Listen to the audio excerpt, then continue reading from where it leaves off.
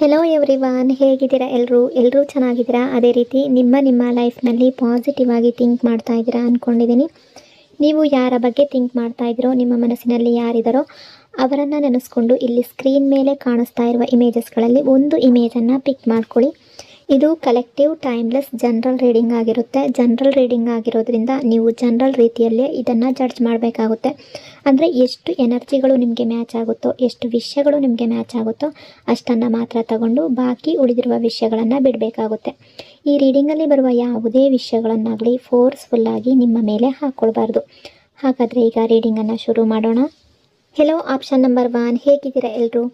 ನಿಮ್ಮ ಮನಸ್ಸಿನಲ್ಲಿ ಯಾರಿದ್ದಾರೋ, ಯಾವ ವ್ಯಕ್ತಿಯ ಬಗ್ಗೆ ನೀವು ಥಿಂಕ್ ಮಾಡ್ತಾ ಇದ್ದೀರೋ ಮನಸ್ಸಾರೆ ಅವರ ಹೆಸರನ್ನು 3 ಬಾರಿ ನೆನೆಸ್ಕೊಂಡು ಈ ರೀಡಿಂಗನ್ನು ನೋಡೋದಕ್ಕೆ ಶುರು ಮಾಡಿ. ರೀಡಿಂಗನ್ನು ನೋಡಬೇಕಾದ್ರೆ ವಿಡಿಯೋನ ಲೈಕ್ ಮಾಡಿಕೊಡಿ. ಆಗ ನಿಮ್ಮ ಎನರ್ಜಿ ಅನ್ನೋದು ಇಲ್ಲಿ ಸರಿಯಾಗಿ ಕನೆಕ್ಟ್ ಆಗುತ್ತೆ. ಅದೇ ರೀತಿ ಈ ರೀಡಿಂಗ್ ಅನ್ನೋದು ನಿಮಗೆ ಸರಿಯಾಗಿ ರೆಸೊನೇಟ್ ಆಗುತ್ತೆ. ಯಾವ ಪರ್ಸನ್ಗೋಸ್ಕರ ಈ ರೀಡಿಂಗನ್ನು ನೋಡ್ತಾ ಇದ್ದೀರೋ ಈ ವ್ಯಕ್ತಿ ನಿಮ್ಮನ್ನು ತುಂಬ ಇಷ್ಟಪಡ್ತಾ ಇದ್ದಾರೆ. ನಿಮ್ಮ ಬಗ್ಗೆ ತುಂಬ ಫೀಲಿಂಗ್ಸ್ಗಳಿದೆ. ಆದರೆ ಇಲ್ಲಿ ಒಂದು ಇಂಪಾರ್ಟೆಂಟ್ ವಿಷಯ ಏನಿದೆ ಅಂದರೆ, ಈ ವ್ಯಕ್ತಿ ತಮ್ಮ ಫೀಲಿಂಗ್ಸ್ಗಳನ್ನು ಹೇಳ್ಕೊಳ್ಳೋದಕ್ಕೆ ಅವ್ರಿಗೆ ಆಗ್ತಾ ಇಲ್ಲ. ಅವರ ಮನಸ್ಸಿನಲ್ಲಿರುವ ಮಾತುಗಳನ್ನು ಅವರು ಹೈಡ್ ಮಾಡ್ಕೊಳ್ತಾ ಇದ್ದಾರೆ. ಅವರ ಹೃದಯದಲ್ಲಿ ಪ್ರೀತಿ ಇದೆ, ಬಟ್ ಅದು ಹೊರಗಡೆ ಬರ್ತಾ ಇಲ್ಲ. ಅದನ್ನು ಹೇಳ್ಕೊಳ್ಳೋದಕ್ಕೆ ಅವ್ರಿಗೆ ಏನೋ ಒಂದು ರೀತಿಯ ಹಿಂಜರಿಕೆ ಅನ್ನೋದು ಆಗ್ತಾ ಇರ್ಬೋದು, ಅಥವಾ ಆ ಫೀಲಿಂಗ್ಸ್ಗಳನ್ನು ಅವರು ಹೈಡ್ ಮಾಡ್ಕೊಳ್ತಾ ಇರಬಹುದು. ಈ ಪರ್ಸನ್ಗೆ ಇವರ ಮನಸ್ಸಿನಲ್ಲಿ ನಿಮ್ಮ ಬಗ್ಗೆ ತುಂಬ ನಿಮ್ಮ ಜೊತೆ ಮಾತಾಡಬೇಕು ಅಂತ ಅಂದ್ಕೊಳ್ತಾರೆ. ನಿಮ್ಮ ಜೊತೆ ತುಂಬ ವಿಷಯಗಳನ್ನು ಶೇರ್ ಮಾಡ್ಕೋಬೇಕು ಅಂತ ಅಂದ್ಕೊಳ್ತಾರೆ. ನಿಮ್ಮ ಬಗ್ಗೆ ತುಂಬ ಯೋಚನೆಗಳಿದೆ ಅವರ ಮನಸ್ಸಿನಲ್ಲಿ, ತುಂಬ ಮಾತುಗಳಿದೆ, ತುಂಬ ಪ್ರಶ್ನೆಗಳಿದೆ. ಬಟ್ ಎಲ್ಲವನ್ನು ಅವರು ತಮ್ಮ ಮನಸ್ಸಿನೊಳಗಡೆ ಮುಚ್ಚಿಟ್ಕೊಳ್ತಾ ಇದ್ದಾರೆ. ಹೇಳಬೇಕು ಅಂತ ಧೈರ್ಯ ಮಾಡ್ತಾರೆ, ತುಂಬ ಸಲ ಆ ರೀತಿ ಟ್ರೈ ಮಾಡ್ತಾರೆ. ಬಟ್ ಲಾಸ್ಟ್ ಮೂಮೆಂಟ್ನಲ್ಲಿ ತಮ್ಮನ್ನು ತಾವೇ ತಡ್ಕೊಂಡು ಬಿಡ್ತಾರೆ, ಅಲ್ಲೇ ಬಿಡ್ತಾರೆ. ಅಂದರೆ ಅವರ ಮನಸ್ಸಿನಲ್ಲಿ ಏನಿದೆ ಅದನ್ನು ಅವರು ಹೈಡ್ ಮಾಡ್ಕೊಳ್ತಾರೆ. ಹೇಳಿದ್ರೆ ಏನಾಗುತ್ತೋ, ಇವರು ತಪ್ಪಾಗಿ ಅರ್ಥ ಮಾಡ್ಕೊಳ್ತಾರೇನೋ, ನಮ್ಮ ರಿಲೇಷನ್ಶಿಪ್ ಅನ್ನೋದು ಹಾಳಾಗುತ್ತೇನೋ, ಈ ರೀತಿಯ ಭಯ ಕೂಡ ಇವರ ಮನಸ್ಸಿನಲ್ಲಿದೆ. ಹಾಗಾಗಿ ಅವರನ್ನು ಈ ಭಯ ಅನ್ನೋದು ಕಂಟ್ರೋಲ್ ಮಾಡ್ತಾ ಇದೆ ಅನ್ನೋ ರೀತಿ ಎನರ್ಜಿ ಶೋ ಆಗ್ತಾ ಇದೆ.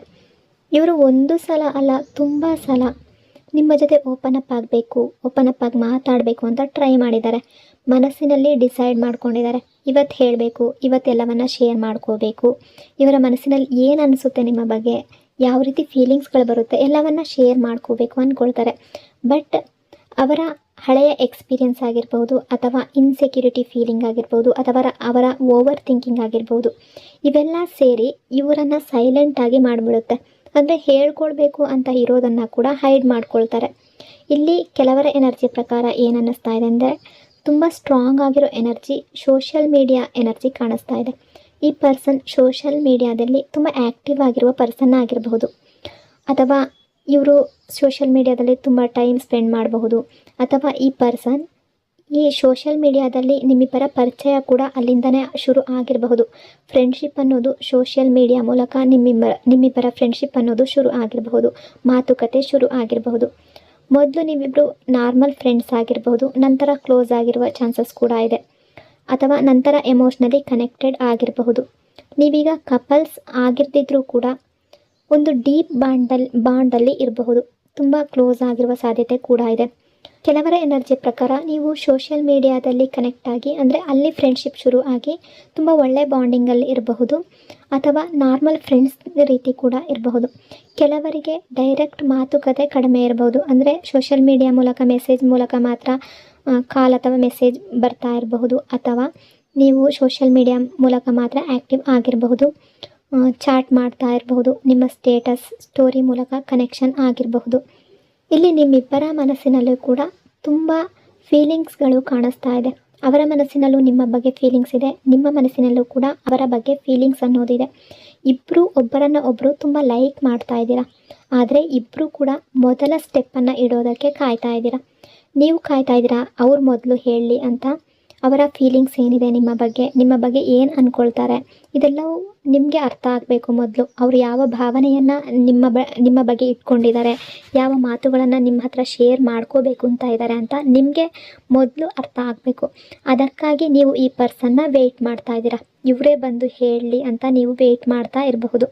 ಇನ್ನೂ ಕೆಲವರ ಎನರ್ಜಿ ಪ್ರಕಾರ ಈ ಪರ್ಸನ್ ಕೂಡ ಅದೇ ರೀತಿಯ ಭಾವನೆಗಳನ್ನು ಇಟ್ಕೊಂಡಿದ್ದಾರೆ. ಅಂದರೆ ನೀವೇ ಹೋಗಿ ಅವ್ರಿಗೆ ನಿಮ್ಮ ಮನಸ್ಸಿನಲ್ಲಿ ಯಾವ ಫೀಲಿಂಗ್ಸ್ ಇದೆ, ಯಾವ ಭಾವನೆಗಳಿದೆ ಎಲ್ಲವನ್ನು ಶೇರ್ ಮಾಡಿಕೊಳ್ಳಿ ಅಂತ ಈ ಪರ್ಸನ್ ಕೂಡ ನಿಮ್ಮನ್ನು ಕಾಯ್ತಾ ಇರಬಹುದು. ಹಾಗಾಗಿ ಇಲ್ಲಿ ವೇಟಿಂಗ್ ಎನರ್ಜಿ ಅನ್ನೋದು ಕಾಣಿಸ್ತಾ ಇದೆ. ನಿಮ್ಮ ಮನಸ್ಸಿನಲ್ಲಿ ಇವರ ಬಗ್ಗೆ ತುಂಬ ಪ್ರಶ್ನೆಗಳು ಕಾಡ್ತಾ ಇರಬಹುದು. ಅವರ ಹೃದಯದಲ್ಲಿ ನನ್ನ ಬಗ್ಗೆ ಏನಿದೆ, ನನ್ನನ್ನು ಇಷ್ಟಪಡ್ತಾರಾ, ನನ್ನ ಬಗ್ಗೆ ಯಾವ ಫೀಲಿಂಗ್ಸ್ ಇದೆ, ಈ ಪ್ರಶ್ನೆಗೆ ಉತ್ತರ ಕೇಳೋದಕ್ಕೆ ನೀವು ಕಾಯ್ತಾ ಇದ್ದೀರಾ. ಅವರು ನಿಮ್ಮ ಬಳಿ ಬಂದು ಎಲ್ಲವನ್ನ ಹೇಳ್ಕೊಳ್ಬೇಕು ಅಂತ ನೀವು ಹೋಪ್ ಇಟ್ಕೊಂಡಿದ್ದೀರಾ. ಅವರು ಕೂಡ ಅದೇ ರೀತಿಯಾಗಿ ನಿಮ್ಮನ್ನು ಕಾಯ್ತಾ ಇದ್ದಾರೆ. ಈ ಪರ್ಸನ್ ಕೂಡ ನಿಮ್ಮನ್ನು ವೆಯ್ಟ್ ಮಾಡ್ತಾ ಇದ್ದಾರೆ. ನಿಮ್ಮ ಫೀಲಿಂಗ್ಸ್ಗಳನ್ನು ಕೇಳಬೇಕು, ನಿಮ್ಮ ಹೃದಯದ ಮಾತುಗಳನ್ನು ಶೇರ್ ಮಾಡ್ಕೋಬೇಕು. ನೀವು ಅದನ್ನು ಕೇಳೋದಕ್ಕೆ ಇವರು ಕೂಡ ವೆಯ್ಟ್ ಮಾಡ್ತಾ ಇದ್ದಾರೆ. ಇಬ್ಬರು ಕೂಡ ಒಬ್ಬರನ್ನೊಬ್ಬರು ತುಂಬ ಮಿಸ್ ಮಾಡ್ಕೊಳ್ತಾ ಇದ್ದೀರಾ. ಆದರೆ ಓಪನ್ ಅಪ್ ಆಗ್ತಾ ಇಲ್ಲ ಅಂತ ಕೆಲವರ ಎನರ್ಜಿ ಇಲ್ಲಿ ರಿಫ್ಲೆಕ್ಟ್ ಆಗ್ತಾ ಇದೆ. ಇಲ್ಲಿ ಇನ್ನೂ ಕೆಲವರ ಎನರ್ಜಿ ಯಾವ ರೀತಿ ಇದೆ ಅಂದರೆ, ಈ ಪರ್ಸನ್ಗೆ ತುಂಬ ಫ್ರೆಂಡ್ ಸರ್ಕಲ್ ಅನ್ನೋದು ಇಲ್ಲ. ಇವರಿಗೆ ತುಂಬ ಜಾಸ್ತಿ ಫ್ರೆಂಡ್ಸ್ ಇಲ್ಲ ಅಂತ ಅನ್ನಿಸ್ತಾ ಇದೆ. ಕಡಿಮೆ ಫ್ರೆಂಡ್ಸ್ ಇರಬಹುದು, ಆದರೆ ತುಂಬ ಜೆನ್ಯೂನ್ ಆಗಿರುವ ಫ್ರೆಂಡ್ಸ್ ಕೂಡ ಇರಬಹುದು. ಇಲ್ಲಿ ಇವ್ರಿಗೆ ಈ ಫ್ರೆಂಡ್ಸ್ಗಳ ಬಗ್ಗೆ ತುಂಬ ಇಂಪಾರ್ಟೆನ್ಸನ್ನು ಈ ಪರ್ಸನ್ ಕೊಡ್ತಾರೆ, ತುಂಬ ಮಹತ್ವವನ್ನು ಕೊಡ್ತಾರೆ. ಅದೇ ರೀತಿ ಈ ಪರ್ಸನ್ ಈ ಫ್ರೆಂಡ್ಸ್ಗಳಿಗಾಗಿ ತುಂಬ ಹೆಲ್ಪ್ ಮಾಡುವ ಸ್ವಭಾವ ಆಗಿರಬಹುದು ಇವ್ರದ್ದು. ಯಾವುದೇ ವಿಷಯ ಆಗಿರಬಹುದು ಫ್ರೆಂಡ್ಸ್ಗೆ ಸಹಾಯ ಮಾಡ್ತಾರೆ ಅನ್ನೋ ರೀತಿ ಎನರ್ಜಿ ಶೋ ಆಗ್ತಾ ಇದೆ. ಈ ಪರ್ಸನ್ಗೆ ನಿಮ್ಮ ಬಗ್ಗೆ ಇವರ ಫ್ರೆಂಡ್ಸ್ಗಳ ಜೊತೆ ಡಿಸ್ಕಸ್ ಮಾಡಿರುವ ಚಾನ್ಸಸ್ ಕೂಡ ಇದೆ. ಅಂದರೆ ನೀವು ಎಷ್ಟಿಷ್ಟ ಇದ್ದೀರಾ, ನಿಮ್ಮ ಬಗ್ಗೆ ಯಾವ ಫೀಲಿಂಗ್ಸ್ಗಳಿದೆ ಅಂತ ಇವರ ಫ್ರೆಂಡ್ಸ್ಗಳ ಹತ್ರ ಇವರು ಹೇಳ್ಕೊಂಡಿರಬಹುದು. ಇವರ ಫ್ರೆಂಡ್ಸ್ಗಳಿಗೆ ತುಂಬಾ ಇಂಪಾರ್ಟೆನ್ಸನ್ನು ಕೊಡ್ತಾರೆ. ನೀವು ಇವರ ಫ್ರೆಂಡ್ಸ್ ಸರ್ಕಲ್ನಲ್ಲಿ ಇದ್ದರೆ ನಿಮಗೂ ಕೂಡ ಈ ಪರ್ಸನ್ ಇವರ ಫ್ರೆಂಡ್ಸ್ಗಳಿಗೆ ಎಷ್ಟು ಇಂಪಾರ್ಟೆನ್ಸನ್ನು ಕೊಡ್ತಾರೋ ಅದೇ ರೀತಿ ನಿಮಗೂ ಕೂಡ ಅಷ್ಟೇ ಮಹತ್ವವನ್ನು ಕೊಡ್ತಾರೆ ಅಂತ ಅನ್ನಿಸ್ತಾ ಇದೆ. ಆ ರೀತಿಯ ಎನರ್ಜಿ ಶೋ ಆಗ್ತಾ ಇದೆ.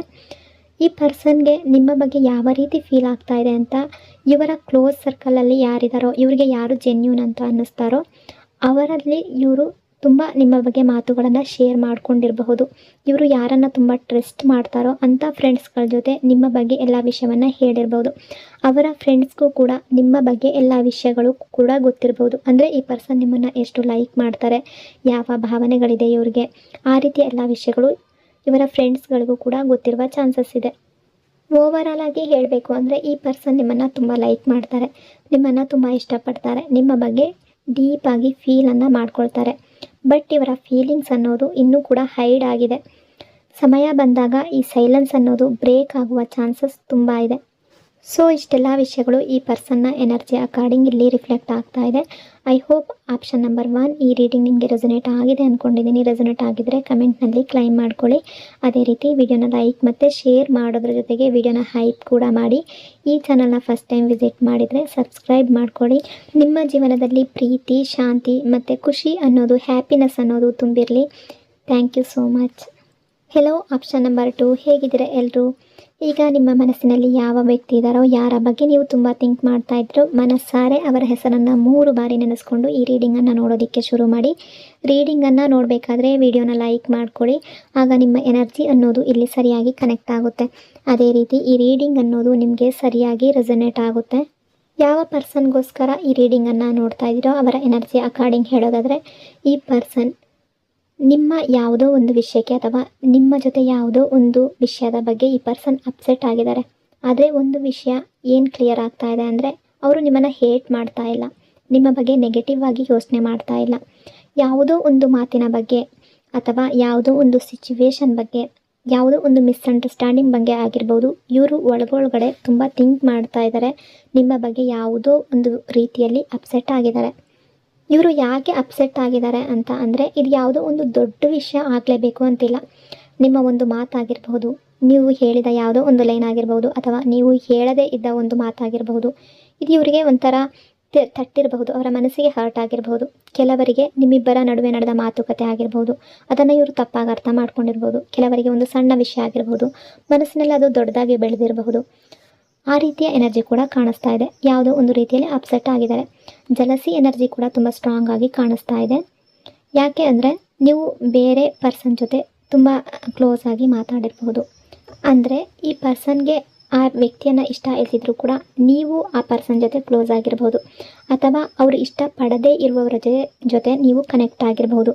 ಇದೆಲ್ಲ ಕೂಡ ಇವರಿಗೆ ಇಷ್ಟ ಆಗಿಲ್ಲ. ಅವರು ನಿಮ್ಮನ್ನು ಗಮನಿಸ್ತಾ ಇದ್ದಾರೆ. ನಿಮ್ಮ ಪ್ರತಿ ಚಲನವಲನ ಅಥವಾ ನೀವು ಯಾವ ರೀತಿ ಇರ್ತೀರಾ ಅದೆಲ್ಲವನ್ನು ಈ ಪರ್ಸನ್ ಗಮನಿಸ್ತಾ ಇದ್ದಾರೆ. ಹಾಗಾಗಿ ನಿಮ್ಮ ನಡವಳಿಕೆ ಹೇಗಿದೆ, ನಿಮ್ಮ ಬಿಹೇವಿಯರ್ ಹೇಗಿದೆ, ನೀವು ಬೇರೆಯವ್ರ ಹತ್ರ ಯಾವ ರೀತಿ ಕ್ಲೋಸ್ ಆಗ್ತೀರಾ ಇದೆಲ್ಲವನ್ನು ಈ ಪರ್ಸನ್ಗೂ ನೋಡ್ತಾ ಇದ್ದಾರೆ. ಹಾಗಾಗಿ ಈ ಪರ್ಸನ್ಗೆ ಡೌಟ್ ಬಂದಿರ್ಬೋದು ಅಥವಾ ಜಲಸಿ ಫೀಲ್ ಕೂಡ ತುಂಬ ಆಗಿದೆ. ನಿಮ್ಮ ಬಗ್ಗೆ ತುಂಬ ಥಿಂಕ್ ಮಾಡ್ತಾ ಇದ್ದಾರೆ.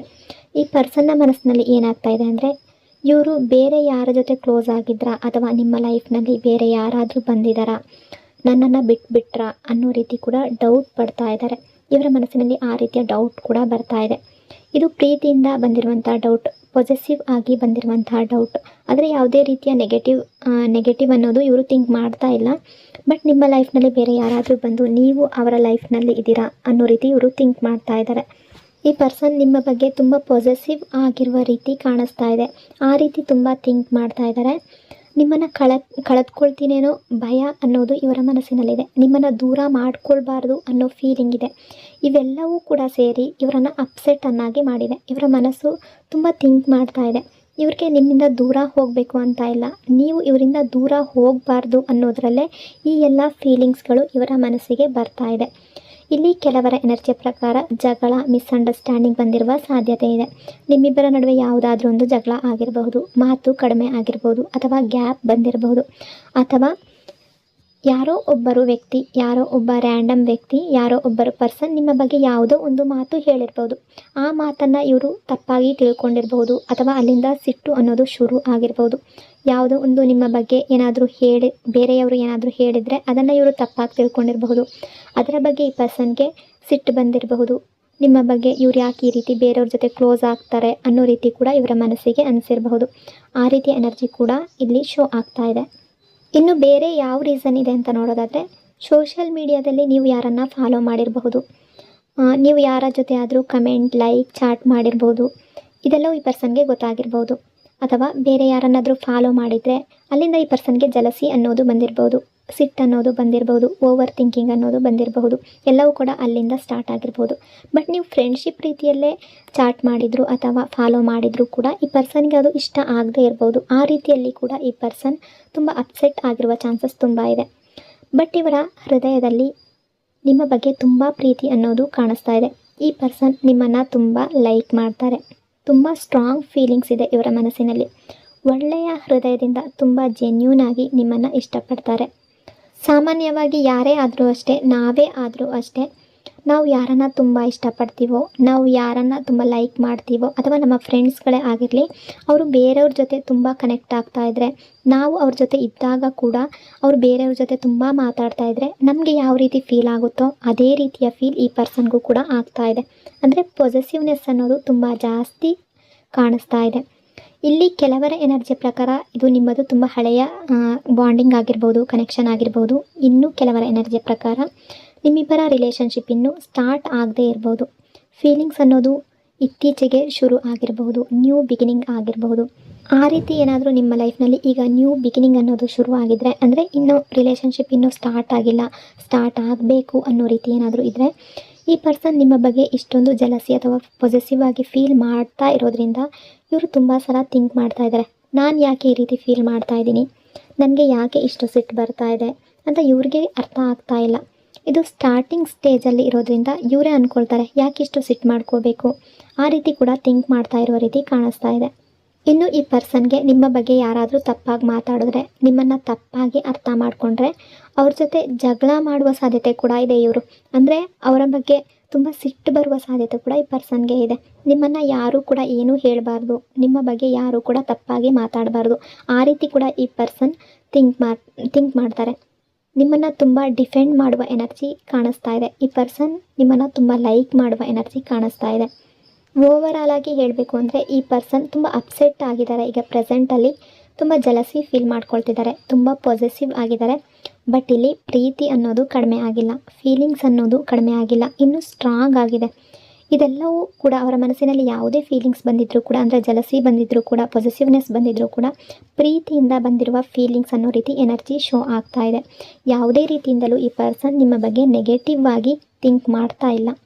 ನಿಮ್ಮಿಬ್ಬರ ನಡುವಿನ ಬಾಂಡ್, ನಿಮ್ಮಿಬ್ಬರ ನಡುವಿನ ಕನೆಕ್ಷನ್ ಅನ್ನೋದು, ಈ ರಿಲೇಷನ್ಶಿಪ್ ಅನ್ನೋದು ಸ್ಟ್ರಾಂಗ್ ಆಗೋದಕ್ಕೆ ನಿಮ್ಮ ಮತ್ತು ಇವರ ನಡುವೆ ಒಂದು ಸಣ್ಣ ಕ್ಲಾರಿಟಿ ಅನ್ನೋದು ಬಂದರೆ ಅಥವಾ ಒಂದು ಸಣ್ಣ ಮಾತಿನಿಂದ ಶುರು ಆದರೆ ಒಂದು ಸಣ್ಣ ರಿಯಾಕ್ಷನಿಂದ ಇಬ್ಬರು ಕೂಡ ಶುರು ಮಾಡಿದ್ರೆ ನಿಮ್ಮಿಬ್ಬರ ರಿಲೇಷನ್ಶಿಪ್ ಅನ್ನೋದು ತುಂಬ ಚೆನ್ನಾಗಿ ಕಂಟಿನ್ಯೂ ಆಗ್ಬೋದು ಅನ್ನೋ ರೀತಿ ಎನರ್ಜಿ ಕಾಣಿಸ್ತಾ ಇದೆ.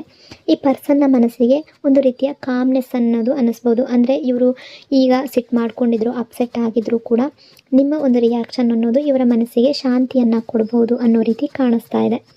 ಒಟ್ಟಿನಲ್ಲಿ ಈ ಪರ್ಸನ್ ನಿಮ್ಮನ್ನು ತುಂಬ ಲೈಕ್ ಮಾಡ್ತಾರೆ, ನಿಮ್ಮನ್ನು ತುಂಬ ಇಷ್ಟಪಡ್ತಾರೆ. ಸೊ ಇಷ್ಟೆಲ್ಲ ವಿಷಯಗಳು ಈ ಪರ್ಸನ್ನ ಎನರ್ಜಿ ಅಕಾರ್ಡಿಂಗ್ ಇಲ್ಲಿ ರಿಫ್ಲೆಕ್ಟ್ ಆಗ್ತಾ ಇದೆ. ಐ ಹೋಪ್ ಆಪ್ಷನ್ ನಂಬರ್ 2 ಈ ರೀಡಿಂಗ್ ನಿಮಗೆ ರೆಸೊನೇಟ್ ಆಗಿದೆ ಅಂದ್ಕೊಂಡಿದ್ದೀನಿ. ರೆಸೊನೇಟ್ ಆಗಿದ್ರೆ ಕಮೆಂಟ್ನಲ್ಲಿ ಕ್ಲೈಮ್ ಮಾಡ್ಕೊಳ್ಳಿ. ಅದೇ ರೀತಿ ಈ ವಿಡಿಯೋನ ಲೈಕ್ ಮತ್ತು ಶೇರ್ ಮಾಡೋದ್ರ ಜೊತೆಗೆ ವಿಡಿಯೋನ ಹೈಪ್ ಕೂಡ ಮಾಡಿ. ಈ ಚಾನಲ್ನ ಫಸ್ಟ್ ಟೈಮ್ ವಿಸಿಟ್ ಮಾಡಿದರೆ ಸಬ್ಸ್ಕ್ರೈಬ್ ಮಾಡ್ಕೊಳ್ಳಿ. ನಿಮ್ಮ ಜೀವನದಲ್ಲಿ ಪ್ರೀತಿ, ಶಾಂತಿ ಮತ್ತು ಖುಷಿ ಅನ್ನೋದು ತುಂಬಿರಲಿ.